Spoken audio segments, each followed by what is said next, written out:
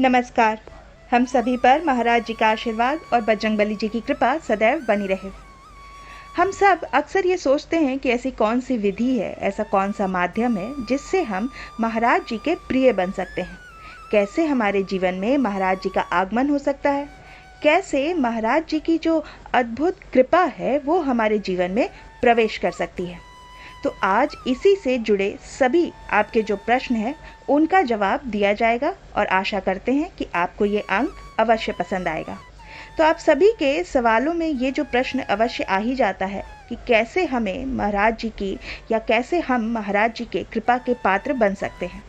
तो इस बात को मैं कुछ इस तरीके से आपके समक्ष प्रकट करना चाहूँगी कि महाराज जी का जो पूरा जीवन है या महाराज जी ने जिस परिवेश को अपनाया था वो पूरी तरह से संतत्व से जुड़ा हुआ था। लेकिन महाराज जी की जो विधि थी या महाराज जी का जो अनुसरण का प्रकार था वो किसी भी एक घनिष्ठ संत से बहुत ही अलग था, बहुत ही भिन्न था। आमतौर पर आप सभी ने जब भी आपके मस्तिष्क में साधु शब्द का उच्चारण जब आप सुनते हैं तो आपके जो दृष्टि है उसमें एक ऐसे संत की या एक ऐसे साधु की वेशभूषा स्वतः ही आ जाती है, जिसमें आप एक भगवे रंग से पूरी तरह से जो उनका वस्त्र धारण करने का तरीका है या लंबी लंबी जो दाढ़ी और सिर पर जो जटा और विभिन्न प्रकार की मालाओं को पहने हुए एक व्यक्ति की छवि आपकी दृष्टि में उभर कर आ जाती है। लेकिन महाराज जी किसी भी प्रकार से एक साधु से पूर्णतः भिन्न थे। वो संत तो अवश्य थे, लेकिन एक संत से बहुत ज़्यादा भिन्न भी थे, क्योंकि महाराज जी कभी भी जो महाराज जी की वेशभूषा यदि आपने देखी हो, महाराज जी के आपने बहुत सारे जो चित्र देखे होंगे, महाराज जी के अलग अलग चित्रों में आपने इस बात को गौर अवश्य किया होगा कि वो कभी भी एक प्रकार की वेशभूषा धारण नहीं करते थे। आमतौर पर महाराज जी को कई कई स्थानों में तो कंबल वाले बाबा के नाम से भी प्रसिद्धि प्राप्त हुई है। और महाराज जी की जो वेशभूषा की यदि हम बात करें तो महाराज जी साधारण सफ़ेद रंग की धोती, सफ़ेद रंग का अंगोछा और जो अमूमन या अधिकतर देखा गया है वो महाराज जी का कंबल था, जिस वजह से महाराज जी पूर्ण रूप से एक सरल, सभ्य और बहुत ही संतत्व प्राप्त व्यक्ति हमें दिखते हैं। महाराज जी किसी भी प्रकार से कोई भी ज्ञानवर्धक बातें, महाराज जी की जो बोली भाषा रही है वो बहुत ही भिन्न रही है। महाराज जी का जो बोलने का लहजा था वो बहुत ही सरल था, बहुत ही मीठा था, और महाराज जी की जो वाणी थी वो कानों को अमृत प्रदान करने वाली होती थी। तो बात करते हैं कि महाराज जी की जो जीवन शैली थी वो बाकियों से कैसे भिन्न थी, क्योंकि महाराज जी पूर्णतः एक सरल स्वभाव के धनी रहे। उनके जो भी भक्त उनसे मिलने आते, उनसे सभी से वो बिल्कुल सामान्य व्यवहार महाराज जी का देखने के लिए मिलता था। लेकिन सबसे खास बात ये देखी जाती थी कि जो महाराज जी को स्वतः ही रहस्यमयी भी बनाती थी वो ये थी कि वो अपने भक्त के आते ही उनके मन की बात को जानकर उन्हीं के समक्ष प्रकट कर देते थे, जिससे सामने वाला भक्त, सामने वाला जो महाराज जी के अनुयायी हैं, वो पूरी तरह से आश्चर्यचकित हो जाते थे। महाराज जी को नमन करना और महाराज जी के चरणों को पकड़कर उनकी स्तुति करना प्रारंभ कर देते थे। ऐसा इसलिए नहीं था कि महाराज जी इस रहस्य को किसी के समक्ष उजागर करना चाहते थे। महाराज जी की सदा ये भावना रहती थी कि वो अपने भक्तों के समक्ष ये अवश्य बता देते थे कि वो उनके सभी कष्टों को जानते हैं, उनकी स्थिति परिस्थिति से अच्छे से अवगत हैं।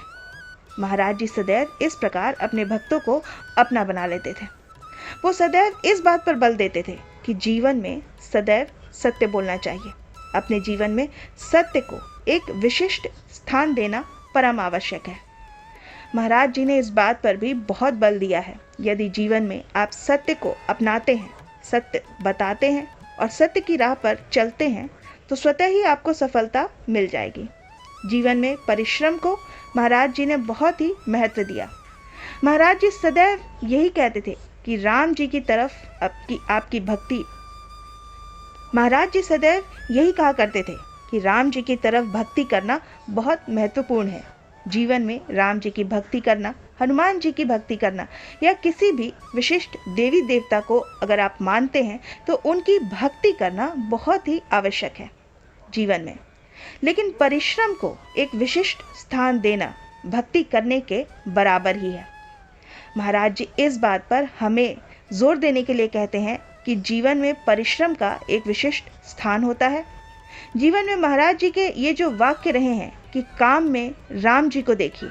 आप जिस भी कार्य से जुड़े हुए हैं, जो भी कार्य आप कर रहे हैं, उस कार्य को राम जी का कार्य समझकर करिए, तो आपका वो कार्य राम काज में ही परिवर्तित हो जाएगा। और जो भी भक्त राम काज करते हैं, उनके जीवन में स्वतः ही सफलता, समृद्धि और सुख, ये तीनों अपने आप ही आने प्रारंभ हो जाते हैं।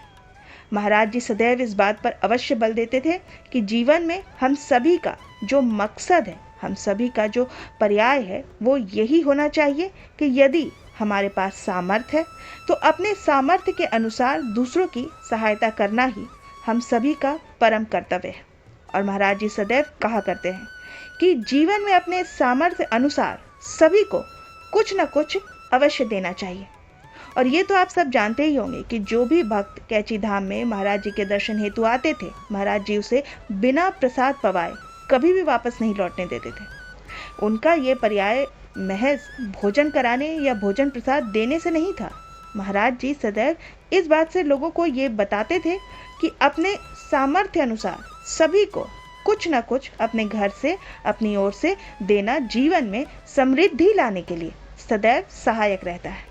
तो आप अपने जीवन में महाराज जी से इस बात को सीख सकते हैं कि आप जितना भी सामर्थ्य रखते हैं, आप अपने सामर्थ्य के अनुसार, चाहे वो धैर्य से हो, चाहे वो धन से हो, चाहे कर्म से हो या फिर वाणी से हो, आप सभी प्रकार से हर किसी को कुछ न कुछ देने में सक्षम अवश्य रहें। ये कोई ज़रूरी नहीं है कि आपके पास धन की अधिकता है या धन की कमी है, लेकिन आप इतने सामर्थ्य अवश्य है कि अगर आप धन से किसी को सहायता पहुंचाने में सक्षम नहीं हैं, तो आप अपने कर्म से उसको सहायता पहुंचा सकते हैं। आप अपने श्रम से दूसरों को सहायता पहुंचा सकते हैं। तो महाराज जी का ये कहना था कि हर व्यक्ति किसी को कुछ न कुछ देने में अवश्य सक्षम तो है ही, और उसे ऐसा जीवन शैली में अपनाना भी अवश्य चाहिए। महाराज जी के ये जो स्वर्णिम वाक्य हैं, उन्हें आप अपने जीवन में उतार सकते हैं। और आप देखिएगा कि महाराज जी की ये जो वाणी है, महाराज जी के ये जो शब्द हैं, यदि आप अपने जीवन में इनको उतारते हैं तो आपको जीवन में कामयाब होने से कोई नहीं रोक सकता है। महाराज जी जीवन में सत्य के साथ साथ धार्मिक प्रवृत्ति को अपनाने के लिए भी कहते थे।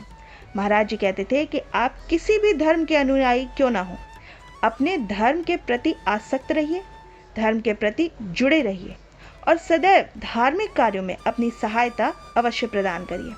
इस बात को आप ऐसे समझ सकते हैं कि जीवन में यदि आपके जानकारी में कोई भी धार्मिक कार्य हो रहा है, तो आप उसमें अपनी जो सहायता है या उस धार्मिक कार्य में अपना जो श्रम से जो भी आप अपने सहायता स्वरूप कार्य आप कर सकते हैं, उसको अवश्य करिए। वो धार्मिक कार्य आपके लिए एक पूजा विधि के समान ही माना जाएगा। जो भी कार्य आप उस धार्मिक अनुष्ठान में करेंगे, वो आपके लिए पूजा के समान ही होगा, ईश्वर को नमन करने के समान ही होगा और ईश्वर के कार्य में आपका हाथ बटाने के समान ही माना जाएगा। अब इन बातों से आप ये तो अवश्य जान ही गए होंगे कि महाराज जी सदैव अपने जीवन में किन बातों पर बल देने के लिए कहते थे। महाराज जी ने सदैव इस बात पर बल दिया है कि जो भी भक्त राम जी के प्रति अपनी श्रद्धा रखेगा, हनुमान जी के प्रति अपनी श्रद्धा रखेगा और उनके बताए मार्गों पर और रामायण के अनुसरण के अनुसार जीवन में अगर उन बातों को, जो कि रामायण में एक कथा स्वरूप में कही गई है, विभिन्न जो रामायण में प्रसंग आए हैं, जो काव्य आए हैं, उसमें जो जो बातें हैं रामायण में जो भी बताई गई हैं, उन्हें अगर धीरे धीरे जीवन में शामिल करना शुरू करेगा तो जीवन कल्याणकारी और मंगलमय स्वतः ही हो जाएगा।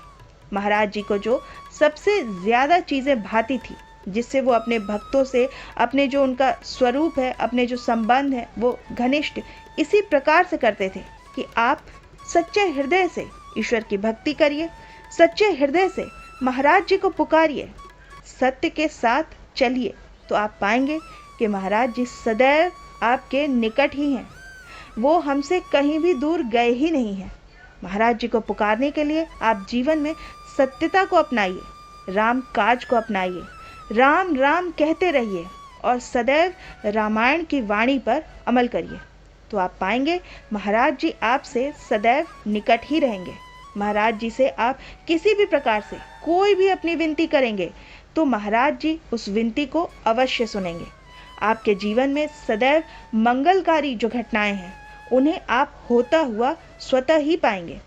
तो इस प्रकार महाराज जी से जुड़ी जो जानकारी मैंने आपको उपलब्ध कराई है, महाराज जी के जीवन पर आधारित है, वो इन्हें आप अपने जीवन में उतार सकते हैं। जिस प्रकार आप इस जानकारी को आप अपनी जीवन शैली में उतारना शुरू करेंगे तो आप पाएंगे कि महाराज जी आपके निकट अनुभूति कराते हुए आपको जीवन में उनके अनुभव प्राप्त होने स्वतः ही शुरू हो जाएंगे।